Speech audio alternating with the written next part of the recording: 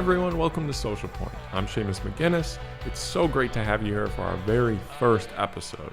We got a ton to talk about. Of course, there's the 2020 election. Trump has COVID. He's still in Walter Reed as of right now. And then we have a pre-produced history segment for you about Jakarta and Indonesia 1965, which I promise you is more interesting than it sounds right now. And we have a great interview with Mr. Thomas Durkin, who is a legendary Chicago lawyer. We talk about Trump and the Supreme Court, his federal court appointees, and what all that means for our civil rights going forward. But before we get started, I just want to take a second to talk a little bit about the idea behind this show, because it's kind of a web show / podcast thing, and I've never really done anything like this before, so I do ask that you be a little bit patient with me in terms of just putting everything together. It's kind of weird being on camera even, but just stick with me a little bit. But more generally, the idea here was that it's looking more and more likely like Joe Biden's going to win the 2020 election. So a poll came out this morning that he leads 14 points nationally. In battleground states, he does now have a commanding lead. In states like Michigan, Wisconsin, it's tight in Iowa, in Ohio, in Florida. So it's looking like Trump has a very tough path to 270 for the Electoral College. But of course, that's what we said in November 2016. So I will never trust anything again, to be honest. But the point here is, John Mulaney has a bit about a horse being loose in the hospital being kind of a metaphor for Trump's administration. And with him and Walter Reed right now, he quite literally is the horse loose in the hospital. But the point is, he also talks about how we kind of trusted Obama. That, you could point out how, Obama did the same thing as Trump did here. And the defense tends to be, I trusted Obama. Obama knows what he's doing. He knows more than I do. He has access to intelligence. He must, I trust what he had to do. We don't give Trump that benefit of the doubt at all. And rightly so. I mean, he's shown time and time again that he is no smarter and no more special than the rest of us. Although his supporters would probably argue with me on that. But my point is that we tend to kind of have this aura around the Oval Office. And Trump has, thankfully, I think that's kind of the silver lining of his administration, is that people now recognize that the president is no more special than the rest of us. And there's no kind of presumption of privilege that he must be right because he's the president. But what's important is, as worn out as we are, as long as the past 4 years have been, if Joe Biden is to win, we cannot go back to sleep. We cannot go back to trusting the president just because he agrees with us on things. Because, honestly, I don't agree with Joe Biden on much of anything. But even if you do see him as more of an ally than Trump, which you probably should at this point, even then, we cannot go back to sleep. We don't have time. All the crises that we face and all the problems that we've complained about and talked about for 4 years now under Trump are not going to go away. We still have over 80 million people who don't actually have enough health insurance. We have, of course, the COVID crash and the recognition how vulnerable our society is to issues like pandemics that don't end up being prepared for because they're not profitable for medical companies to handle. And then, of course, there is the looming existential threat to our planet of climate change. There's constant wildfires in California. There are hurricanes battering the southeast coast for months now. We're having record hurricane seasons. We're having record storm seasons. And you're probably noticing it even in your own home, wherever it is, that the weather patterns are getting more extreme. That's because climate change is by far the biggest threat facing us over the next several decades. And we do not have 4 more years to sit around and give Biden the benefit of the doubt that he's doing enough, because it's very clear that he will not unless we force him to. But we haven't even tried to launch any kind of activism campaigns against Trump because we know he doesn't even believe it's real. And so Biden, we actually have an opportunity to push him towards a Green New Deal, which is the only true solution to solving climate change going forward. And we need world leadership also on this issue. But the only way that we're going to do that is if we all stand up and actually take control of our future. And that's why it's so important that we don't go back to sleep, because all these issues are going to be there. And we have to remember that nothing's going to go away just because someone in blue rather than someone in red is in the White House. But without further ado, let's get into the news. So lately, I know Trump has been in the hospital, and that's pretty much all anyone's been thinking about. But before that, he was launching a really coordinated campaign to try and reduce trust in the election. He keeps talking about voter fraud, even at the debates. As far as the ballots are concerned, it's a disaster. This is going to be a fraud like you've never seen. And of course, at the debate also, he did tell the Proud Boys, the Nazi white supremacist group, to stand back and stand by. But more generally, he keeps talking about how he won't agree to a transition of power because he doesn't trust the ballots. And at one point he said, well, we're going to have to see what happens. You know, that I've been complaining very strongly about the ballots, and the ballots are a disaster. Get rid of the ballots and you'll have there won't be a transfer, frankly. There will be a continuation. Now, this is very similar to what he talked about in 2016, of course. You know, if you remember, he was already setting up for complaining about voter fraud and how the election was going to be fake, and then he won. And so he had to kind of stick by it to, act like he wasn't a total hypocrite, but it became very, very apparent that he was totally lying about it. I mean, his intelligence agencies did investigations and nothing came back. And there is no evidence that mail-in ballots are going to somehow have massive voter fraud occurring. But that's not his only strategy going forward to try and steal this election.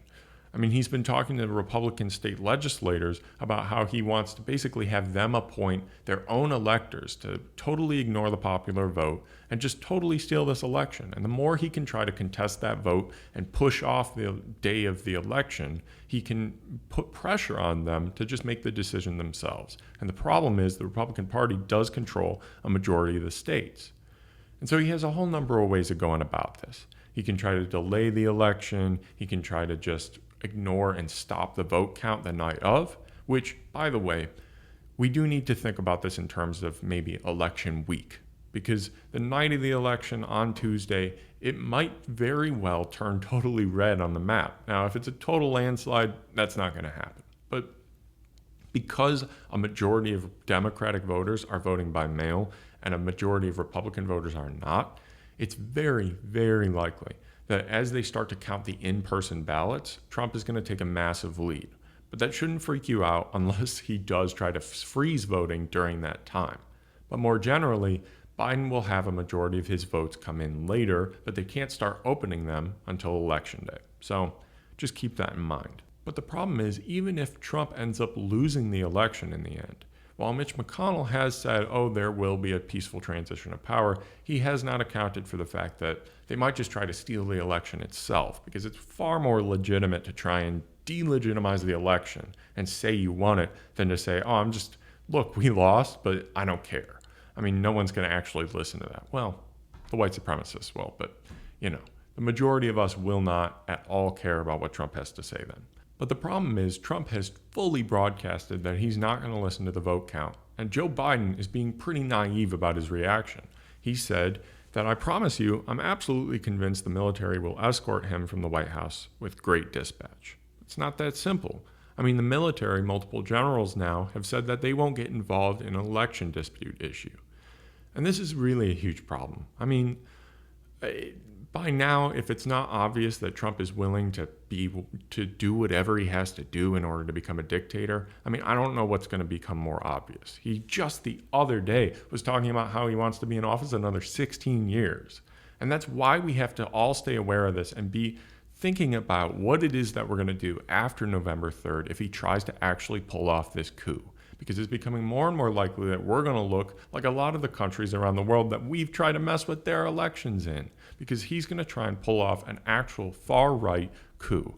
And the only way that we can try and stop it is through massive civil action. We all need to be willing to get out into the streets. We all need to be willing to protest and launch other kinds of organizing efforts. And we all need to start thinking about that now. And that, of course, will be a majority of our conversations over the next month.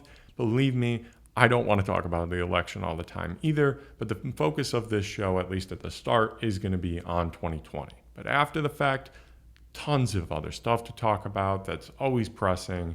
We'll get to all that. But I want to go to something a little bit different now, because as important as it is to follow the news all day, every day, what did Trump tweet today? And things have gotten obviously worse over the past 4 years, especially because of COVID. I mean, the day in, day out changes of whatever stupid thing that Trump said today has no bearing on our personal lives. I mean, his policies obviously do. I'm not saying that he's somehow like inconsequential to our lives, but a lot of the day-to-day stuff that when you turn on the news they're talking about is just meant to keep you in fear and is not really meant to, better your life or help your understanding of the situation. And that's what makes history so important, because we have to understand at the same time as everything else is happening, what's the context that everything is operating in?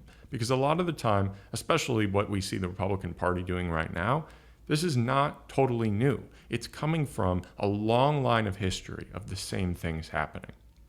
And the more we understand that history, the more we understand how these things work, the better we can fight it. And so that's what makes this series, Redacted History, so important, because I want to talk about some of the things that they don't want you to know about.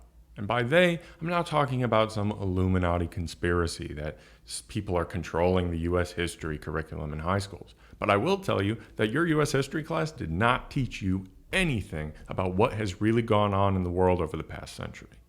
And so that's some of the things that I want to talk about.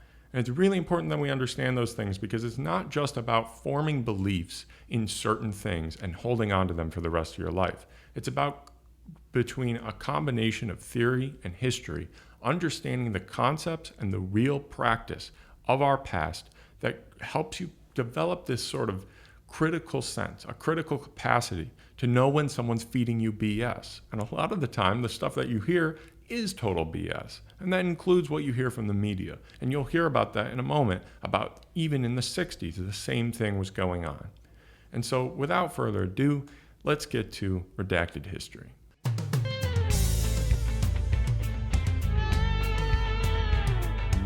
"55 years ago this month, the U.S. participated in the genocide of up to 1 million people and the internment of 1 million more in concentration camps. But I bet you've never heard of this story. So the question I want to ask is why? Why is there this untold story of Indonesia 1965? And what does it have to do with today? What do we need to learn about our history in order to make sure that we don't repeat those same mistakes of the past? So our story begins in 1945. Indonesia is made up of 17,000 islands, and in the 1960s was the 5th largest country in the world.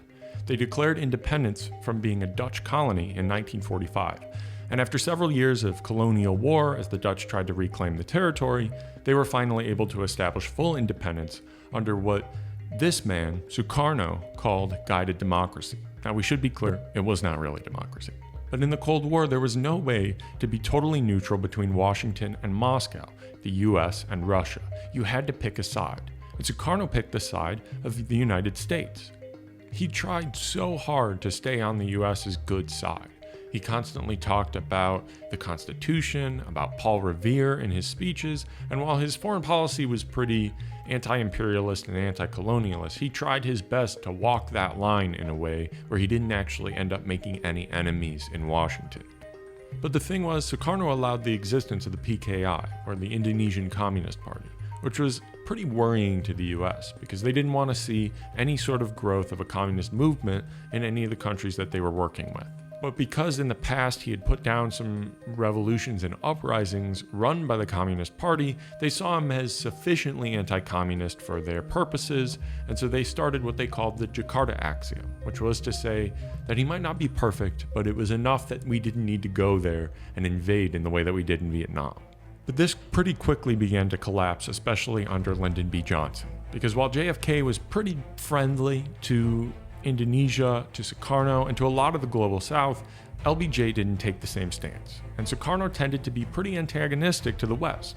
This, of course, was deeply annoying and angering to Washington, because while he still was able to use that pro-US rhetoric, like citing Paul Revere, it didn't matter when it came to jeopardizing US interests.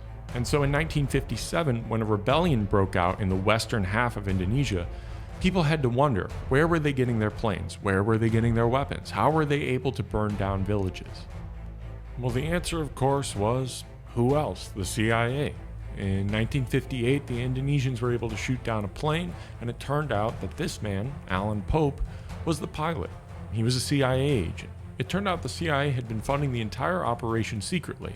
Not even the State Department knew at the time. This was obviously the beginning of the end for Sukarno. The US was totally gunning for him at this point. So he kept trying to nationalize the oil industry to try and create some economic growth. And of course, all of the West was opposed to this, as their oil interests, of course, didn't line up to that. Coincidentally, it does seem like oil tends to come up a lot in our imperial adventures, but that's a story for another time. And this intent to nationalize the oil finally set the US over the edge. Because LBJ was more comfortable with war than Kennedy, and the Secretary of State George Ball said that a loss of Indonesia to communism would be the biggest thing since the fall of China. Now, some of you may have heard of the domino theory regarding Vietnam, which was to say that, especially in the global East and in the global South, if certain nations were allowed to continue on the path towards communism or the path towards socialism, then a domino effect would occur. And if one country were to fall, then others around them might follow. This threatened the world order with the US at its peak. And so this brings us to the September 30th, 1965 movement. For years, the US had expended great amounts of resources on training the Indonesian military in Kansas in order to indoctrinate them with pro-American ideals. This made the Indonesian military the most strongly and staunchly pro-US and anti-communist institution in Indonesia. The night of September 30th, we know that there was a plan in place to kidnap 6 generals, but in the end, they all ended up being murdered. When the generals' bodies were found, Suharto, one of the generals who wasn't actually at the peak of the line of command, ended up taking control. He was very well known also to be very friendly to Washington's interests, especially when it came to oil. When Suharto took command, he shut down all of the media in the country from all parties. And the only publications that were left open started printing a propaganda story that the Gurwani, the women's movement, were a group of witches that were carrying out a satanic ritual on the generals, and that the PKI, the Communist Party, was also trying to launch a coup against Sukarno. The early phase of spreading that anti-communist narrative was helped greatly by the equipment that Washington provided. And radio and news around the world, from the New York Times to the BBC, parroted Suharto's storyline uncritically. While Suharto kept talking about this storyline, where the PKI and the Gurwani had tried to stage a military coup, he knew very quickly that this was all a lie. He ordered an autopsy of the generals, and it became very clear that they were all shot to death and not stabbed in the way that he had talked about. Even though he totally knew he was lying, Suharto basically made it a national religion to believe in this story of the evil Gurwani witches carrying out satanic rituals on the generals. The thing was, this story wasn't even that creative. It was almost identical to the story that was told in order to facilitate a coup in Brazil not even a couple of years earlier. Now, this is where things started to get pretty bad. Suharto and his military started to round people up who had any sort of association with the PKI, which turned out to be over a quarter of the country, but really they only needed to get a small population of them before it scared everybody else into total submission to them. Now, through all this, the US started to provide lists of names of thousands of suspected communists and known Communist Party members, so they could be murdered and checked off of lists. This is important because the PKI was a perfectly legal political party, and just days later, members of the party were being murdered for no crime committed. An embassy political official actually said it was a really big help to the army to provide those lists. I probably have a lot of blood on my hands, but that's not all bad. The US made it very clear to Suharto that oil nationalization could not go ahead, and if it did, they would completely withdraw support for the military coup. They kept pressuring him and destabilizing the economy in order to get Sukarno out of power and to put in Suharto. The US had been waiting for years to try and jump on any sort of opportunity they could find to get rid of Sukarno. And when the September 30th movement came along, they immediately jumped on the opportunity. They provided weapons and kill lists and encouraged a full government takeover, which they full well knew could only be carried out if accompanied by mass killings and disappearances, which is exactly what happened. When Sukarno was eventually removed from power, it was seen as a massive victory in the Cold War. It was such a huge win that Indonesia went overnight from standing up for neutrality and anti-colonialism around the world and leading a third world movement of the global south to being completely in Washington's corner on all issues.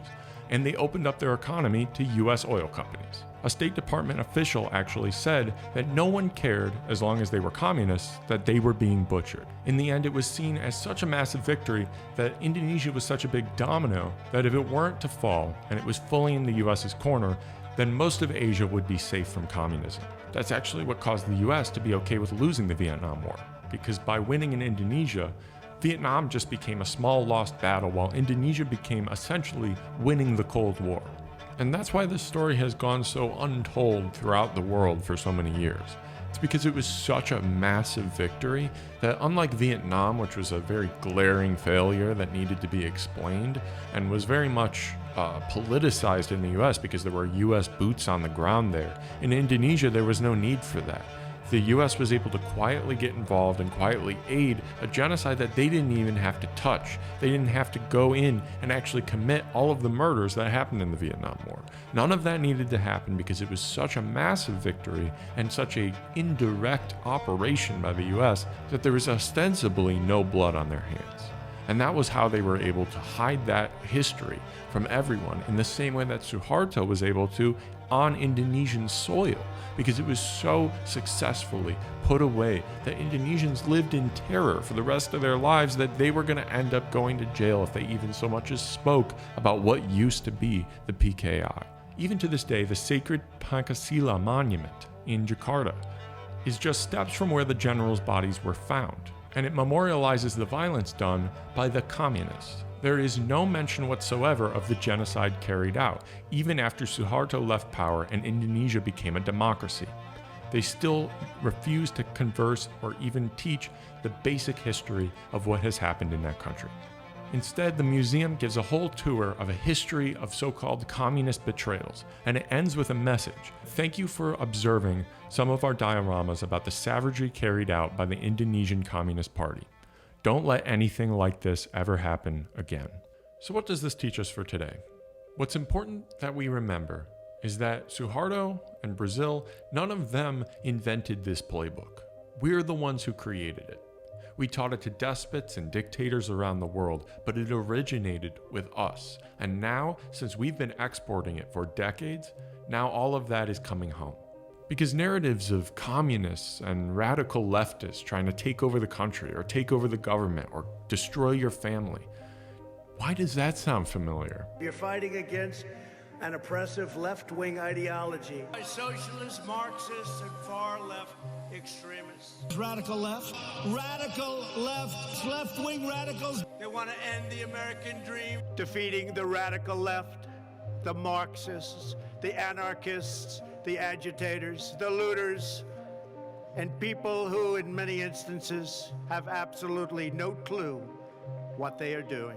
For decades now, the US government has been sliding towards a surveillance state, towards authoritarianism, and we should be wary and worried about those things.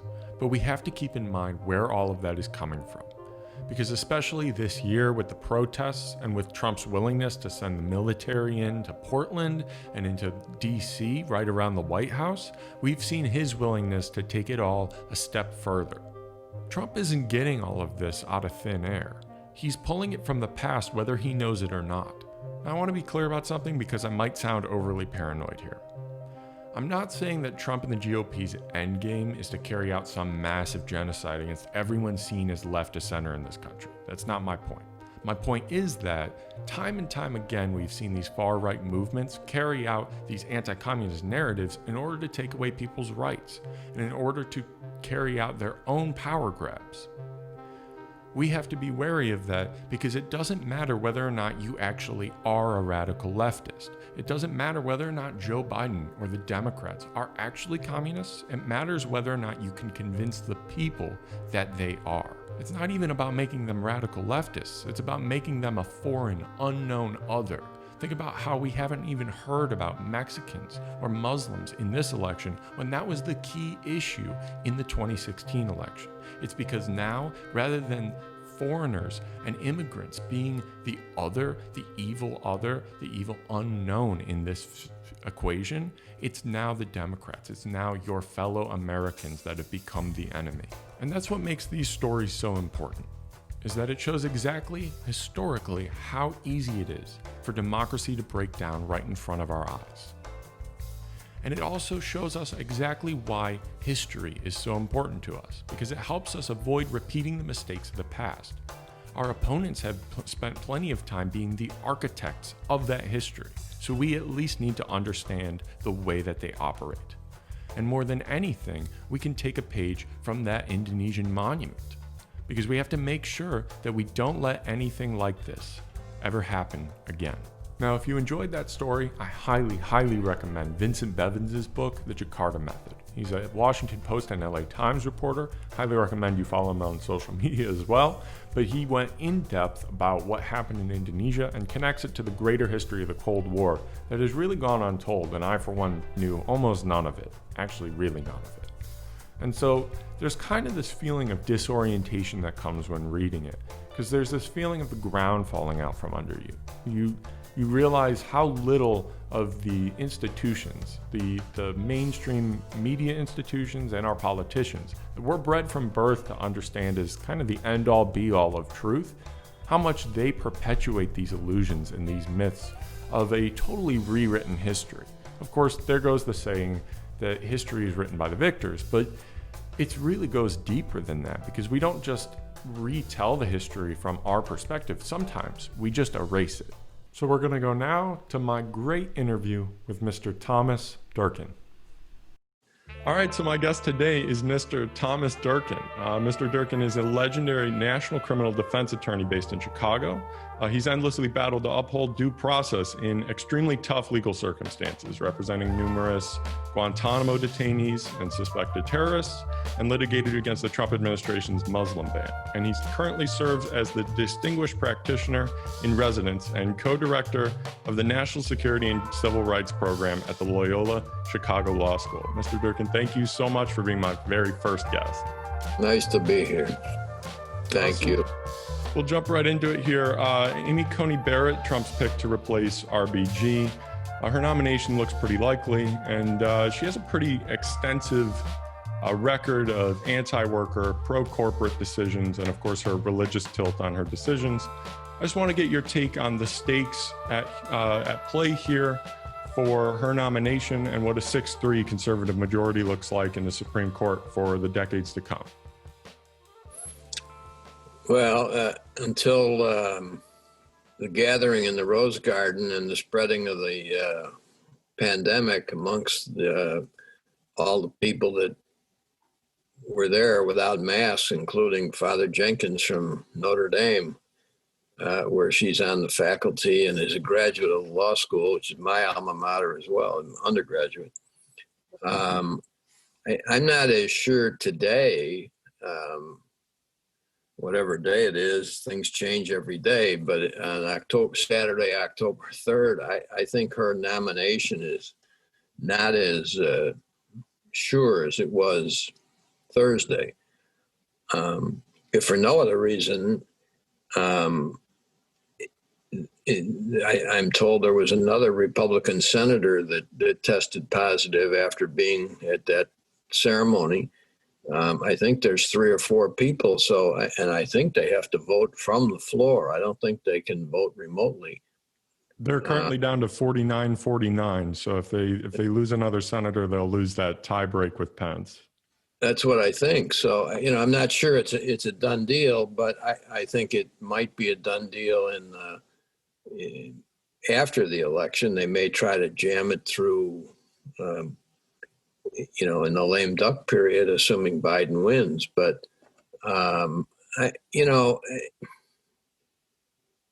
she is a kind of a classic member of the Federalist Society, which is the organization which has packed the court, so to speak, with people of the mindset of Anton Scalia over the originalism or strict constructionist constitutional theory.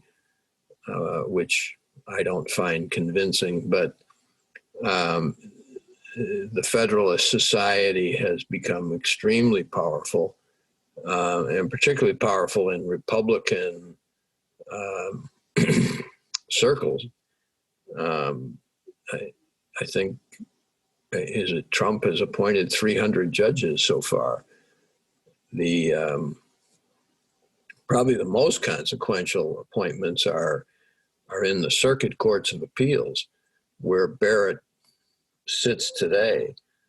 I don't have the number handy, but there's a considerable number of Circuit Court of Appeals judges that have been appointed. Most of them are Federalist Society adherents, and those are really the highest courts in the land, but for the Supreme Court. And for example, in Chicago, we're in the Seventh Circuit Court of Appeals, which covers Illinois, Indiana, and Wisconsin. And that's the court that establishes federal constitutional legal principles for that circuit. It's incredibly powerful.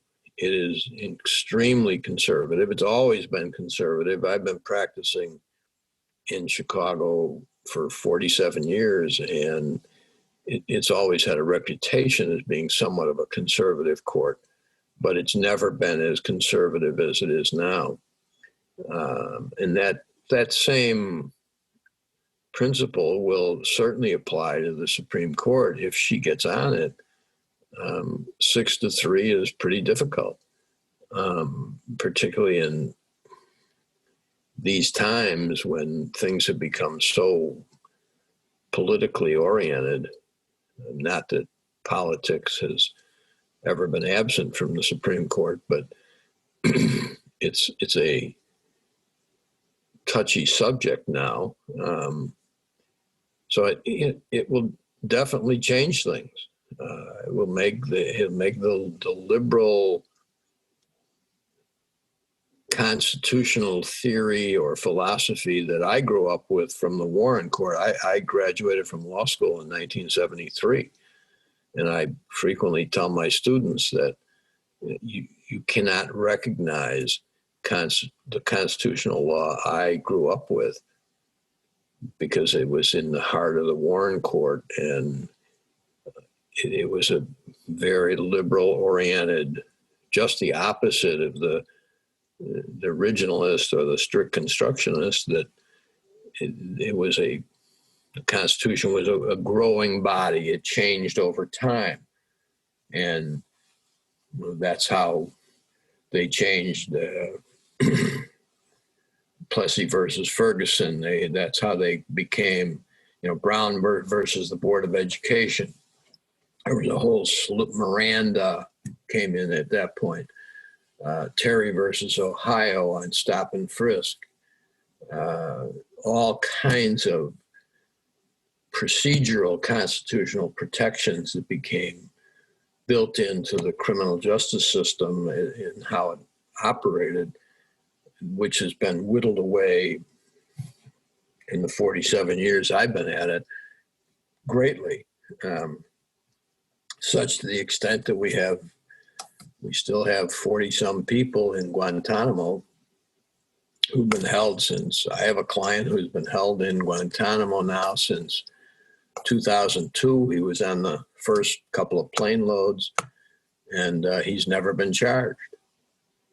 And he's been ordered released by the periodic review board that President Obama put in, but he didn't get the paperwork done between the time Obama was leaving office. There's a 30-day requirement for the Department of Defense to certify that it's okay to release him. And since there were not 30 days left in the administration, Obama left it to the Trump Secretary of Defense to make that decision. And it's really kind of a pro forma decision because the periodic review board's decision generally controls. And Trump has never instituted the position or filled a position at the Department of Defense where that decision could be made. So he's effectively just suspended that client. We're filing a pleading challenging that detention now under the suspension clause of the Constitution. But, it's those kinds of major changes that it would have been incomprehensible when I graduated from law school. But today it's de rigueur. It's just, as I frequently say when I lecture, we've become a much angrier country, much more mean-spirited. Everything operates on fear these days.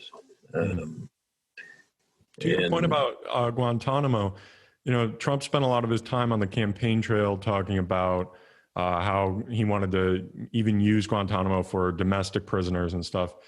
You've spent a lot of your career now, especially since 9/11 and the Patriot Act, sort of battling that growing state of exception and the growing kind of creeping authoritarian national security state of sorts. What does kind of what you talked about, where he's packed a lot of these federal courts, what will be the legacy that Trump leaves behind in terms of the coming decades and how that slide towards the national security state will continue? Well, in fairness to Trump, it has been one consistent policy after another.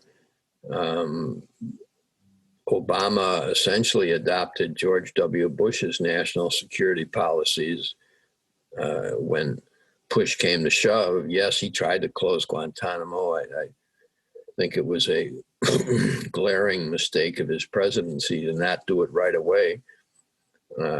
He thought he was going to be able to get bipartisan support and be the peacemaker, but that's not possible these days. But in my opinion, he should have sent planes down there and brought them back to the U.S. If they were on United States soil, all bets would have been off, because then there's no question that the due process clause applies. But very recently, the D.C. Circuit Court of Appeals issued an opinion saying clearly that due process simply doesn't apply to the Guantanamo detainees, which is rather frightening. But, in terms of the legacy on the war on terror, the growing national security state, I think the most important consideration your audience ought to be aware of is the growing demand for a domestic terrorism statute. There is no federal domestic terrorism statute right now. There is a federal definition of domestic terrorism, which is used in the criminal code, which is used for sentencing purposes, but it's not, there isn't a statute that criminalizes domestic terrorism. And the FBI has been pushing for a number of years to get a federal domestic terrorism statute. And Trump frequently refers to domestic terrorism, except when it's the Proud Boys and the white supremacists that he wants to curry favor with. But to me, that's the most frightening and potentially dangerous development that's on the horizon. And I think that it will ultimately get past Trump or no Trump, but particularly with Trump. If Trump stays in office, then all bets are off in terms of the national security state domestically. He seems to have no regard for constitutional principles, and somebody in his mindset of nationalistic, fear-driven ideology is going to use those tools as best he can. He showed that in Portland when he sent the federal people in. He seems to be quite happy having these crazy fools running around as self-declared militias, which is totally illegal. But this domestic terrorism statute is very, very dangerous, because what it will do is give the FBI the authority to investigate groups. And once they start investigating groups, they'll have to do what they've done foreign, is they will then have to convince Congress that they need to be able to label certain domestic groups as terrorist organizations. And that's how we pretty much prosecute all terrorism now. So it's material support for terrorism under sections 2318 USC 2339A and B. And those are the tools that they use to prosecute the people going overseas to join ISIS, who send money to Hamas, who send money to ISIS. Those are all prosecuted as material support to terrorism cases. And once they begin to do that domestically, it's going to become very dangerous from a civil liberties standpoint. Because once they can, they can say that the Bellarmine Catholic Social Democrats are a threat to the world and order, and they get designated, all bets are off. Nobody could then give you a nickel. You can essentially do nothing. And that will lead to all kinds of other abuses, because they will then, in order to investigate domestic terrorism, they're going to need a domestic equivalent of the Foreign Intelligence Surveillance Act, or FISA, which is that secret court in Washington that authorizes eavesdropping and foreign intelligence surveillance in a secret court. And it's my opinion, and those who kind of follow and defend these cases, it's mostly everybody's conclusion that once they get the domestic terrorism statute, they will then need a domestic eavesdropping statute of some sort. And then that's going to require a secret court. And you'll start the whole... Sort of bringing that whole NSA apparatus of surveillance right on home. And exactly. Especially, you mentioned some of like Portland and stuff.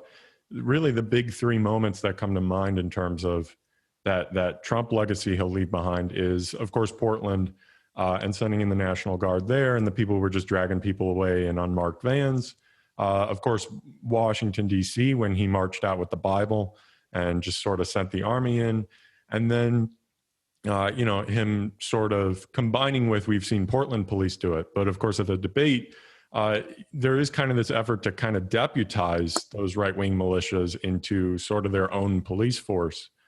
But more than anything, there's just sort of this disregard for those basic principles. And when he wanted to classify Antifa as a terrorist group, of course, the FBI came back and said, well, they're not a group. And as Biden said at the debate correctly, like, it's an idea, not an organization. But it feels very easy if they were able to pull that off and say, oh, Antifa is terrorism. Well, now you can label anyone as Antifa. Are you against fascism? Okay, you're Antifa. And it feels very easy to kind of go down a slippery slope of, once you're labeled, as you said, no money can go your way, and some of your constitutional rights are waived, right? There's no question about it. And I mean, for that matter, terrorism is an idea too. That's why I think it was foolish to declare a war against terror. We haven't done well with wars. I wrote an article once in a law review about I called it something to the effect of a permanent state of exception brought to us courtesy of the wars on crime, drugs, and terror. And the criminal justice system, in my opinion, is not designed to fight wars. The criminal justice system is a procedural application of how we treat the violation of laws, and it's usually a retrospective decision. You prosecute people who have committed crimes, and the wars on crime, drugs, and terror are all prospective. Now, yes, you can have a war on drugs and you can set somebody up for having sold kilos of cocaine, but what started in the war on drugs was a great informational system that the DEA devised, and it was you gathered information on someone. If you were stopped in a car in which somebody found 3 joints of marijuana and there were 4 people in that car, and the DEA wrote a report of that stop, they would list the person who if they prosecuted, they would list the person they thought possessed the drug. And then they would list 3 other people at the bottom of the report into a system called NADIS. And I can't remember what it meant, but it was some type of informational distribution system. And the name Seamus McGinnis would be forever in that computer system, so that if they stopped a car 2 weeks later that had 5 kilograms and Seamus McGinnis happened to be in it, that'd be helpful. And that's kind of how that's the way the war on terror is developed as well. It's information gathering. And that's the classic product of surveillance. And you have the state surveilling its own citizens. Our mutual friend Bernard Harcourt has written a tremendous book on that called The Counter-Revolution. I think the subtitle is How the Government Went to War Against Its Own People, which I think is very poignant and astute. It's true. It's what's happened. It's as if we had a revolution, which we didn't have, and then we have a counter-revolution that for the revolution that didn't take place. And this whole, the national security state has been out of control for a long, long time. And people are now just coming to grips with it, which is another reason that just 4 more years of a Trump presidency would be a complete disaster for civil rights. Not that Joe Biden is a great constitutional civil rights advocate, but I think Biden is certainly wise, and I think he would select decent judges, and I don't think he's a fearmonger. I think he's much more capable of exercising judgment that this presidency doesn't seem to be able to do. Absolutely. And to your point about Dr. Harcourt, I would recommend that everybody check out The Counter-Revolution. I will put a link to that. And he wrote a wonderful article, I forget for who, but about how, the book is written in 2018, but it ended up being really prescient for this year with the protests, because like you said, there was really no revolution, but they launched a counter-revolution against just sort of an entityless enemy. But then they found their revolution this year with the protests, and so they had the drones going over Minneapolis and stuff. But just one last question for you in terms of the election. Trump and the GOP have very much telegraphed that their plans are tending towards, they want the Supreme Court to decide the election, sort of a Bush-Gore redo.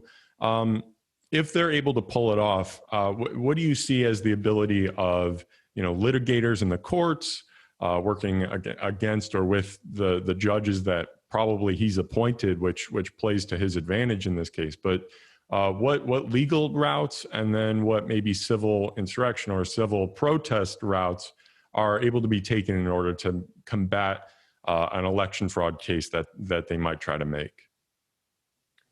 Well, I'm pretty cynical, but I'm not cynical enough yet to believe that just because Trump appointed somebody that they would vote him in as a favor for the appointment.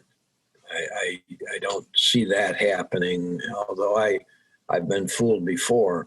I have a lot less faith in our judicial system than I did when I started my idealistic Don Quixote-like approach to the system when I came out of law school. But it also included being a federal prosecutor, I might add, but which sometimes they don't like to admit that I was one.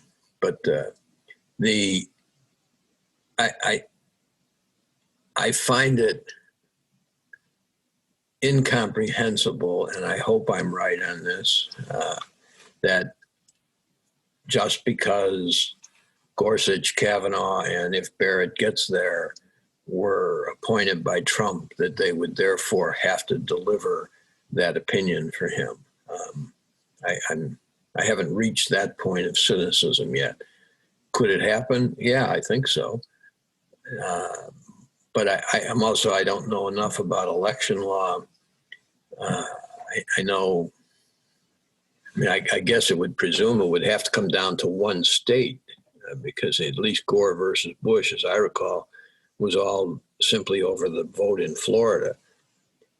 I get the impression he wants to throw the votes, the controversy up in like all the battleground states.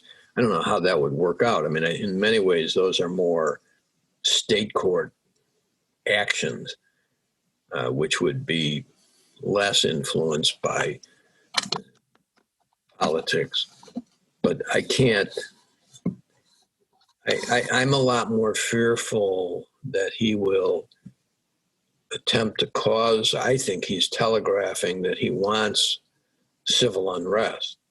I'm much more fearful that he will, and now that he's sick, assuming he recovers, he may have to declare some type of state of emergency, which is one of my pet topics.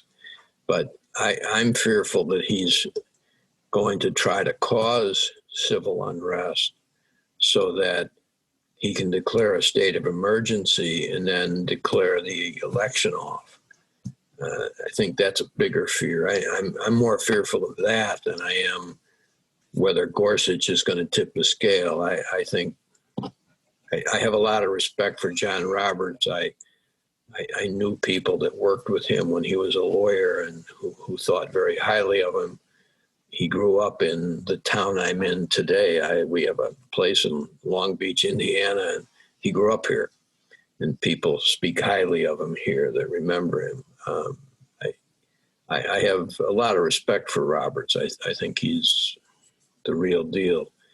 And I think he also understands his place in history, and it's his court. And I have a lot of faith that Roberts won't let his court become a political tool for that purpose. I think he might be happy philosophically letting it shift more to the right, but I'm not.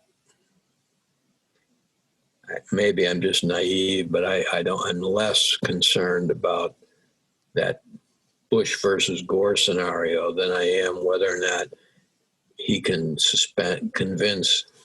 My understanding is the idea of suspending the election is all up to the various states, but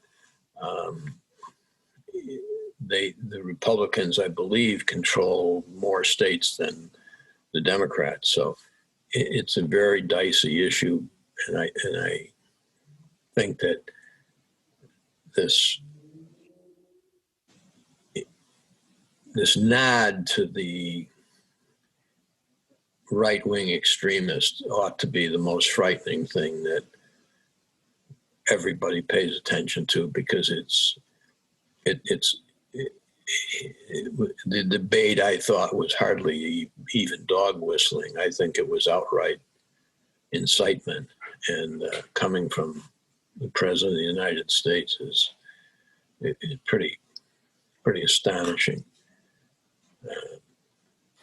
But pretty unprecedented, even just generally speaking, but especially for modern America, for something like that to happen on the national stage. So, well, thank you. But go ahead. We've never experienced anyone like him, and in some ways, it's not novel thought. He's a symptom more than but that just because he's a symptom doesn't mean that he isn't extremely dangerous. He's a very, very dangerous man. And these are very, very dangerous times if anybody cares about civil liberties and the preservation of our Republican form of government. For your listeners, I'd recommend, there's an excellent article by Noam Chomsky a week or two ago that talks about how easily it would be, how things are unraveling, and how thin the line is between anarchy and rule of law. And he refers to the Federalist number 10, written by James Madison. And I'd recommend that to all your listeners because it's frightening. It's the Federalist tract that talks of factions. If you may remember reading that in the civics class or something, but it talks about factions, and it talks about how delicate the balance is in a Republican form of government, which we have. Everybody says, it's all democracy. They were very afraid of straight democracy. And I recommend Federalist number 10 to all your listeners because it's very prescient and warns about exactly the state that we're in.